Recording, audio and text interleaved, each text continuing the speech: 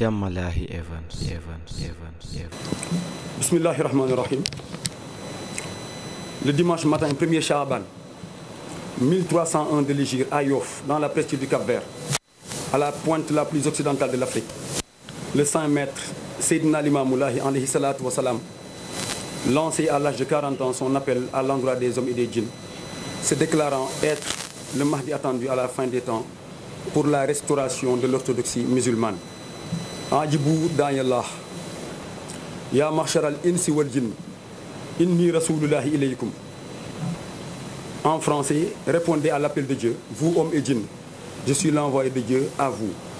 La commémoration de cet appel retentissant et interpellant sera donc célébrée le 1er Sha'ban 1439, qui coïncidera avec le samedi 6 avril 2019.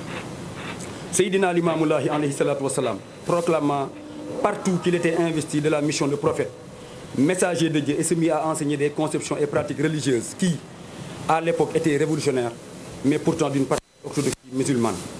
Après sa disparition, son fils Seydina Issa Rouhoullah, qui avait 33 ans, comme prédit dans les livres sur la venue de Isa ibn Maryam, lui succéda et continua ce que son père avait commencé. Le retour sur terre de ces deux envoyés de Dieu, alayhi salatu wa salam, et l'universalité du message destiné à toute l'humanité, basé sur des enseignements jusqu'ici méconnus de la grande majorité de la Oumma islamique, constitue le prétexte de la commémoration de l'anniversaire de l'appel du Mahdi Seydina Limamoulahi alayhi salatu wa salam. Ce message a été brillamment porté par les différents khalifes qui se sont succédés à la tête de la communauté jusqu'à Shir Abdullah, l'actuel khalif, qui vient de faire d'ailleurs l'objet ce dimanche, hier, d'une brillante cérémonie de reconnaissance par toute la communauté Ahloulahi, particulièrement par le groupement Ahloul Kiram. Chaque année, la communauté laïenne du Sénégal et de la diaspora célèbre l'anniversaire de l'appel de Seydina Limamoulahi al-Mahdi Muntasar, alayhi salatu wa salam. Qu'Allah nous accorde longue vie et bonne santé pour continuer à célébrer cet anniversaire. Louange à Allah qui nous a permis de commémorer encore une fois de plus cet anniversaire de l'appel de Seydina Limamoulahi alayhi salatu wa salam. Cette année, les cérémonies religieuses du 139e anniversaire de l'appel sont prévues le vendredi 5 avril 2019 à Cambérène devant le mausolée Seydina Issa Rouhoullah alayhi salatu wa salam dans la matinée et à la grotte des Angor dans l'après-midi. Le deuxième jour, les manifestations religieuses se dérouleront à Yoff Layène, même le samedi 6 avril 2019 durant toute la journée, avec des prières le matin et une cérémonie officielle dans l'après-midi. Ces grands moments de communication contribueront sans nul doute à ressourcer les fidèles aussi bien sur le plan religieux que sur le thème du civisme, de la citoyenneté responsable, de la stabilité sociale et du développement durable.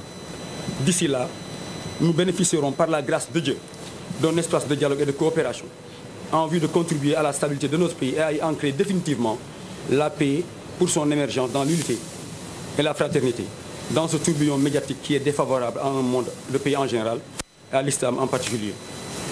Par rapport au thème central précisément, l'année dernière, nous avions pu exploiter toute la quintessence des enseignements de Seydina Limamoulahi alayhi salatu wa salam sur la wasatiya, l'islam, une religion d'équilibre et de juste milieu. Cette année, les échanges ouverts devront contribuer à nourrir un débat fécond autour des orientations et enseignements du Mahdi alayhi salatu wa salam, à la montée en puissance des fractures, divisions, dissensions et dislocations sociales. En effet, le thème central retenu pour la célébration de l'anniversaire de l'appel de Seydina Limamoulahi al-Mahdi est la cohésion sociale, fondement de la paix et de la prospérité. La pertinence de ce thème est d'une évidence triviale. L'actualité politique, avec la campagne électorale récente, les dissensions ethniques avec comme toile de fond des velléités antistes, l'accroissement des préjugés basés sur la race, l'ethnie, les problèmes de caste, la religion, l'appartenance politique sont à cet égard illustratifs.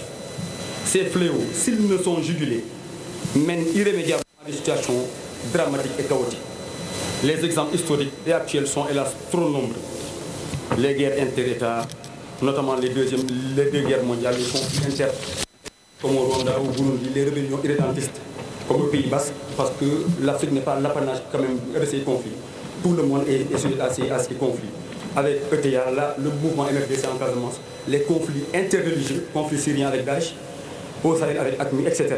Dès lors, la communauté Abdoulaye a jugé nécessaire de partager avec l'ensemble de la nation sénégalaise sur l'importance de la cohésion sociale comme étant la base de la paix et de la prospérité. Sous le prisme éclairé du guide des guides, le Mahdi attendu par la communauté musulmane pour la restauration des valeurs islamiques originelles, Seydina Limamou Laye, qui se trouve être en conformité totale avec l'orthodoxie coranique et la tradition prophétique, car selon les dires même du prophète lui-même, le Mahdi suivra mes traces et n'en déviera jamais. Au demeurant, Dieu dans le Coran décrète la nécessité de cette cohésion malgré la diversité de sa création. Ô hommes, nous avons fait de vous des nations malgré la diversité, nous avons fait de vous des nations et des tribus pour que vous vous en connaissiez. Le plus noble d'entre vous auprès d'Allah est le plus pieux. Dans le même sens, Seydina Limamou Laye al-Mahdi nous recommande sans équivoque cette unité, cette union, ou pour paraphraser le thème, cette cohésion sociale. Sachez, ô vous les croyants, que le croyant s'associe aux autres pour que les autres en fassent de même avec lui. Celui qui ne s'associe pas aux hommes, les hommes ne s'associent pas à lui, et l'aide de Dieu ne descend pas sur lui, qu'Allah nous en préserve. Il apparaît clair donc, à la lumière de cette injonction du Mahdi, que la cohésion sociale transcende la Oumma pour épouser l'ensemble des hommes en faisant référence au mot Nasi dans une vision humaniste conforme au contexte actuel, car le Sénégal, l'Afrique et le monde ne sont pas peuplés que de laïens, encore moins que de musulmans, mais d'hommes avec différentes croyances, différentes races et différentes nations. Le premier des cas, pour terminer, Serigne bi mérite une attention particulière. Seydina Limamou Laye l'a fermement combattu en effaçant son nom de famille et en demandant à ses adeptes d'en faire de même pour le substituer par le substantif Lahi, dérivé d'Allah, pour mettre en exergue non seulement le lien indéfectible entre le serviteur et son créateur, mais aussi et surtout le principe d'égalité de tous les hommes et l'abolition de toute discrimination basée sur la naissance. Sur les préparatifs des cérémonies, les différentes commissions mises en place sont en activité depuis plusieurs mois. Elles ont identifié dans les différents secteurs les besoins pour assurer un succès éclatant de l'organisation. D'ores et déjà, les travaux préparatoires ont été bien engagés, suivant la vision déclinée par le comité de pilotage, présidé par le coordinateur général de l'appel ici présent, et la voie tracée par le secrétariat exécutif. Le bureau du groupement central qui coordonne les travaux s'est alors organisé en vue de la réalisation des décisions qui ont été prises, notamment la consolidation de la réforme portant sur les finances, l'identification et le suivi des travaux à entreprendre, un bon suivi des plans d'action des commissions, une bonne coordination avec les services de l'État, du privé et des autres secteurs parallèles, et ainsi que des tournées et de sensibilisation par rapport aux ressources financières. À cet égard, à la suite de la remise des carnets dédiés à la collecte des contributions, dans les localités, particulièrement les représentants du Khalif, les différentes organisations locales sont en train de se mobiliser pour l'atteinte des objectifs. La journée de centralisation des collectes des différentes localités est prévue le 17 mars 2019 à Cambérène. Les préparatifs de cette année ont été marqués par l'organisation d'un comité départemental de développement sous la présidence du préfet de Dakar. Le comité régional, qui sera programmé incessamment, devra se tenir en présence de la plupart des services compétents concernés par la préparation de l'appel, sous la présidence de M. le gouverneur, en présence des membres du comité d'organisation dirigé par Seydina Issa Laye, ici présent, coordinateur général de l'appel. Il convient enfin de préciser que certains services techniques n'ont pas attendu ces rencontres pour démarrer les travaux, sur la base des besoins déjà identifiés. En effet, les travaux de réhabilitation et d'entretien ont été engagés, et certains investissements ont été entrepris, notamment dans les domaines de la voirie, des infrastructures, de l'assainissement, de l'électricité, de l'accès à l'eau dans le cadre de la programmation établie, en tenant compte des urgences. Les différentes rencontres ont permis d'identifier les besoins dans tous les domaines et des assurances ont été faites pour la satisfaction, en particulier pour la logistique, la santé, l'hygiène, la sécurité, l'environnement, les télécommunications, etc.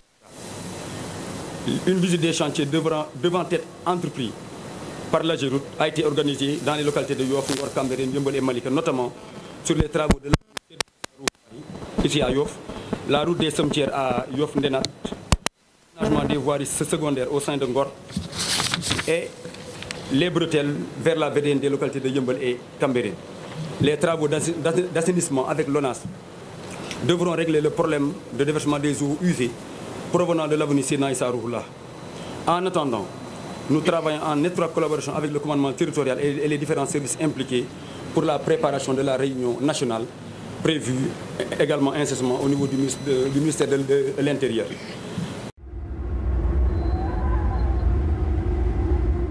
Jamalahi Evans.